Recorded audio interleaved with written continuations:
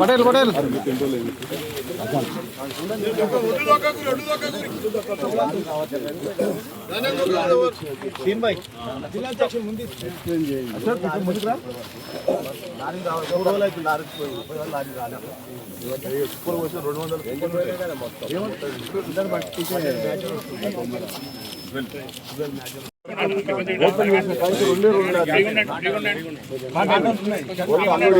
బస్తా చూస్తున్నాయి చెదలు ఇబ్బంది రోజుకి ఎంత అవుతుంది చూడండి. రామరెడ్డి ఎన్ని ఎకరాలు ఉంది నీకు? నాకు 2 ఎకరాలు ఉంది. 20 కవర్ తినిపోతే వాటి పైన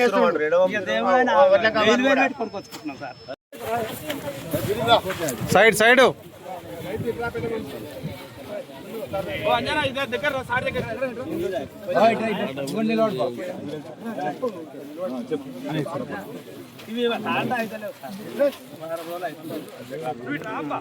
చెప్పు సమస్య ఏముంది? ఇవి తొందరగా అనబడి 2 ఎకరాలు సార్ నాది 4 ఎకరాలు వచ్చిన ఇంకా 2 ఎకరాలు పోయాలి.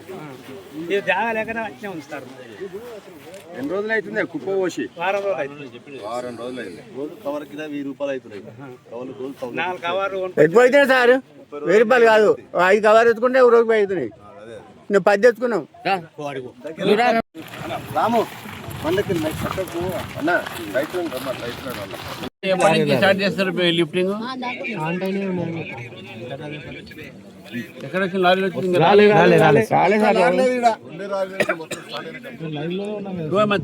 చేసి లేకుంటే రైతులందరూ మన ఆందోళన ఉన్నారు బాగా.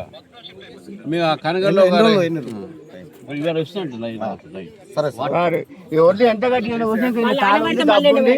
మళ్ళీ పోయి మళ్ళీ అయితే మళ్ళీ ధాన్యం ఏది లేదా ఎక్కడ లేదా రాళ్ళు కూడా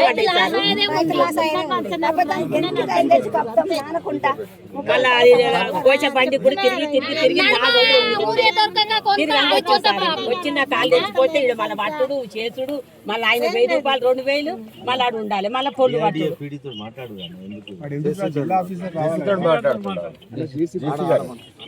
అట్లా కాదా జేసీ గారు చూస్తారు. ఇప్పుడు ఆ ఓట్లకు తిరిగే వరకే మాకు ఉన్న కాడికి అయిపోతుంది సార్. మాది పందులు కవాళ్ళు ఏం లేదు మాకు. మళ్ళీ నీళ్ళు కూడా లేవు మాకు, కాలువ కూడా లేదు సార్, మొత్తం నీళ్ళు కూడా లేవు. వచ్చి కూడా ఒక్కొక్క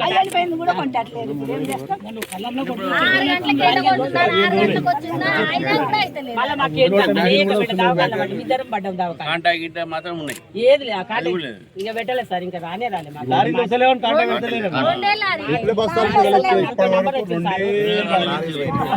80 మంది రైతులు 80 కుప్పలు.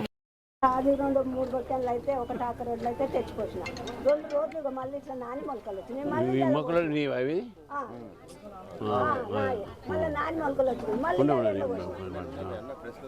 మళ్ళీ ఎండ పోసిన. నాకు ఎంత కష్టం కావాలి, మళ్ళీ కవర్లు రేట్ ఎత్తుకు రావాలి. నేను చేతగాని దాన్ని కవర్ కొంటారా రెండుకి తీసుకున్నావా?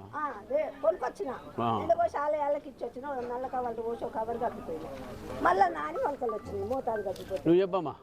ఇప్పుడు మే కాదు, మొత్తం రాష్ట్రంలో ఈరోజు రైతులు పడుతున్న బాధ ఇక్కడ మనం దాని ప్రతిబింబం చూడవచ్చు. ఇక్కడ ఈ యొక్క కొనుగోలు కేంద్రాల్లో ఉన్నటువంటి ఒక పరిస్థితి ఇంతకన్నా అధ్వానమైన పరిస్థితి చాలా చోట ఉన్నాయి.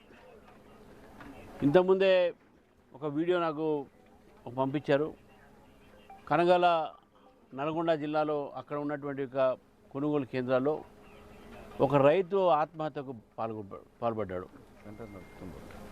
ఆ సెంటర్ నడుపుతున్న వాళ్ళందరికీ ఒక వ్యక్తి ఈ యొక్క లారీలు రావట్టే సమయానికి కాంటాలు లేవు, గన్ని బ్యాగులు లేవు, ఇటువంటి ఒక సమస్య ఉన్నది, నేను ఎదుర్కొంటున్నాను, కనీసము నా ప్రాణం త్యాగం చేస్తేనా ఈ ప్రభుత్వంకు ఒక కన్ను తెరుపు ఉంటుందని చెప్పేసి కూడా వారు చెప్పడం జరిగింది.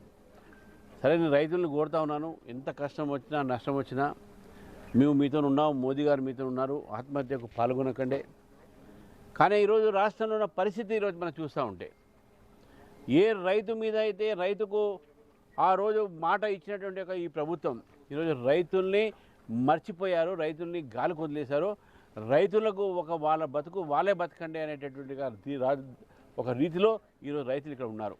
నా చేతిలో ఈ మొక్కలు ఉన్నాయి. ఇప్పుడు 15 రోజులు నెల రోజు నుంచి ఇక్కడ కుప్పలు పెట్టుకొని రైతులు వెయిట్ చేస్తూ ఉన్నారు. ఇది ఎప్పుడు లిఫ్ట్ అయితే రైస్ మిల్లర్స్ తీసుకుపోతారు. నరేంద్ర మోదీ గారు ఎంఎస్పీ పెంచారు. మళ్ళీ ఆ ఎంఎస్పీ ఆ ఒక రేట్లో మిల్లర్స్ తీసుకోవాలి. గన్ని బ్యాగులు కేంద్ర ప్రభుత్వం ఇస్తుంది, దానిపైన ఉన్న టార్పోలిన్ కూడా కేంద్ర ప్రభుత్వం ఇస్తుంది. కనుక రైతులందరూ కూడా రెంట్కి తీసుకువచ్చి కొనుక్కొని దాని మీద కవర్ చేసుకుంటూ పడితే వాన పడితే మళ్ళీ ఎండపోసి, మళ్ళీ వాన పడితే మళ్ళీ ఎండపోసి 4 ఒక 15 రోజుల నుంచి వేడి తగ్గిపోతుంది.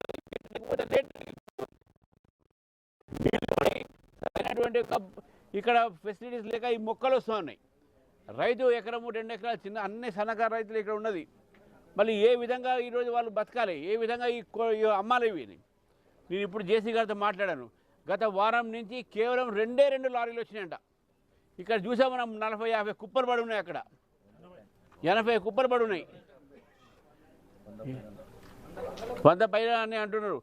మీవే చూసింది 80 దాకా ఉన్నాయి, ఇంకా 20 అటు ఇటు పట్టి ఉన్నాయి ఇక్కడ. మరి ఈ 100 కుప్పలు ఎప్పుడు ఎత్తుతారు? జేసీ గారితో మాట్లాడితే సార్ వారు 2 రోజులు మొత్తం ఎత్తేస్తాం సార్ అంటారు. ఇప్పుడు లారీలు వస్తాయని చెప్తా ఉన్నారు. నేను ఇక్కడ ఉన్నటువంటి యంత్రాంగం, ప్రభుత్వ యంత్రాంగం చెప్తా ఉన్నాను, ప్రభుత్వాన్ని కూడా కోరుతా ఉన్నాను. నేను రైస్ మిల్లర్లు అదేవిధంగా ఈ దళారీలు మధ్యన ఉన్నటువంటి ఒక ఏదైతే కుమ్మక్కతనం అవుతుందో దానివల్ల ఈ పరిస్థితి ఈరోజు ఏర్పాటు పడింది రాష్ట్రంలో. ఒక ధాన్యమే ఒక ఒరే కాదు, ఈవెన్ మొక్కజొన్న కూడా అదేవిధంగా ఆదిలాబాద్ జిల్లాలో మొక్కజొన్న పరిస్థితి కూడా అదే ఉన్నది. రకరకాల పంటలకు ఎంఎస్పీ పెంచినప్పుడు కూడా రాష్ట్ర ప్రభుత్వములో ఉన్నటువంటి కొంతమంది అధికారులు, దళారీలు, రైస్ మిల్లర్సు, కమిషన్ ఏజెంట్లు వీళ్ళందరూ కుమ్మక్కై రైతులకు అన్యాయం చేస్తూ ఉన్నారు.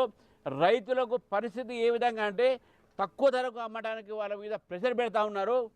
అటువంటి పరిస్థితులు ఇప్పుడు చెప్తా ఉన్నారు. టార్పోలిన్ పెట్టినా కూడా కింద నుంచి పందికొక్కలు వస్తూ ఉన్నాయి, అడవి పందులు వస్తూ ఉన్నాయి, అడవి పందులు తింటూ ఉన్నాయి. అవి ధాన్యం తీసుకొచ్చినట్టు ఒక క్వింటల్ ఉంటే అది సగం క్వింటల్ అయిపోతూ ఉన్నది.